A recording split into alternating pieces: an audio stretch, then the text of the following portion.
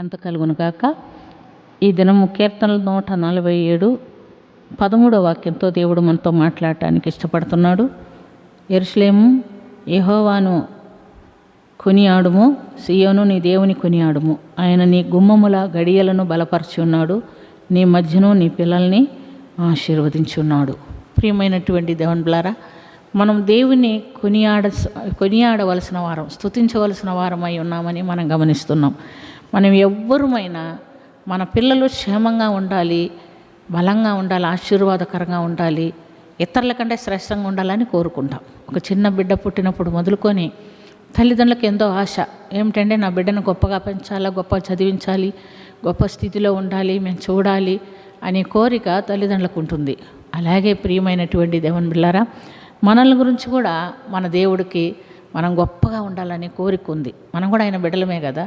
కాబట్టి ఈ దినము నిన్ను గురించి దేవుడు ఏమనుకుంటున్నాడు, మనం ఎలాంటి బలాన్ని ఆయన కొరకు ప్రదర్శిస్తున్నాం. ప్రభు అంటున్నాడు, ఆయన నీ గుమ్మముల గడియలను బలపరిచి ఉన్నాడు, నీ మధ్యను నీ పిల్లల్ని ఆశీర్వదించి ఉన్నారు. గుమ్మముల గడియలు ఎంత పెద్ద కాంపౌండ్ వాళ్ళు కట్టుకున్నా దానికి ఒక గేట్ పెట్టి ఒక గడి పెడదాం మనం కదా. ఒక ఇల్లు కట్టుకుంటే దానికి ఒక మెయిన్ డోర్ పెట్టి ఒక గడి పెడతాం, మిగతాదాన్ని మూసేస్తాం. ఎందుకని?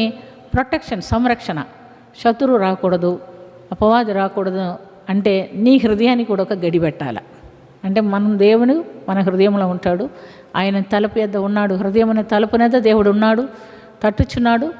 తలుపు తీసి ఆయన లోపలికి రప్పించి గడి పెట్టేసుకోవాలి. ఎందుకంటే ఆయన లోపలికి వచ్చి మనతో కూడా ఆయన సహవాసము చేస్తాడు. అంత మట్టికే కాదు, నేను జయించి నా తడి కూడిపార్శ్వన కూర్చొని ఉన్న ప్రకారము మిమ్మల్ని కూడా నా తండ్రి సింహాసనమందు కూర్చొండనిస్తానని వాగ్దానం చేసి ఉన్నాడు.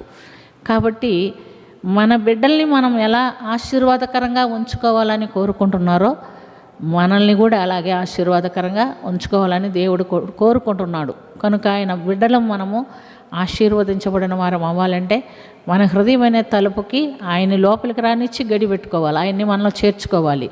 ఆయనే మనల్ని నడిపించే దేవుడుగా ఉండాలి. ఆయనకి తెలియకుండా ఈ హృదయపు తలుపు ఎవరు తీయడానికి వీల్లేదు, ఈ హృదయంలోనికి ఎవరు ప్రవేశించడానికి వీల్లేదు. అపవాదికి చోటు లేదు. అపవాది ఎప్పుడెప్పుడు ప్రవేశిస్తానని ఎదురు చూస్తూ ఉంటాడు. కానీ నువ్వు వాక్యములో, ప్రార్థనలో దేవునితో సన్నిహిత సంబంధం కలిగి ఉన్నప్పుడు, సహవాసం కలిగి ఉన్నప్పుడు సాతానికి మన మీద అవకాశము లేదు. కాబట్టి నువ్వు దేనికి స్థానం ఇస్తున్నావు? ప్రభుకు స్థానం ఇస్తున్నామా? సాతాన్ సంబంధమైన కార్యములకు స్థానం ఇస్తున్నామా? దేవుణ్ణి నిత్యము స్తుతించి ఆరాధించి మహింపరిచి ఆయనతో కూడా సహవాసం చేయటానికి మనం ఇష్టపడుతున్నామా? నీ గుమ్మములు గడియలు బలముగా ఉన్నదా? లేకపోతే అది తెరిచి ఉంచితే ఎవరైనా రావచ్చు, శత్రువు రావచ్చు, సాతాను రావచ్చు, జంతువులు రావచ్చు, ఏదైనా రావచ్చు. అలాంటి అనుభవం మన హృదయంలో, మన జీవితంలో ఎప్పుడూ ఉండకూడదు. ఎందుకంటే దేవుడు తన పిల్లలను ఆశీర్వదించి ఉన్నాడు. మనం మన బిడ్డలు ఆశీర్వాదకరంగా ఉండాలని కోరుకున్న రీతిలో ఆయన కూడా ఏం చేస్తున్నాడు, మనల్ని ఆశీర్వాదకరంగా ఉంచాలని దేవుడు కోరుకుంటున్నాడు. కనుక మనం ఎప్పుడు ఏం చేయాలా? యెరూషలేమా యెహోవాను కొనియాడుము, సియోను నీ దేవుని కొనియాడు అంటే స్తుతించి ఆరాధించమని అర్థం. మనం స్తుతులతో, ఆరాధనతో మన ప్రభువుని గణపరిచినప్పుడు ఆయన మనలో నివాసం చేస్తాడు. మనకు శత్రువు రాకుండా ఆయనే జాగ్రత్త పడతాడు. కనుక అలాంటి ఆత్మీయ అనుభవం సాతానుడికి చోటు లేకుండా, లోకానికి చోటు లేకుండా మంచి ఆత్మీయ అనుభవం కలిగి మనం జీవించినట్లుగా దేవుడు మనకందరికీ సహాయము చేయునుగాక. ఆమేన్. ప్రార్థన చేసుకుందాం.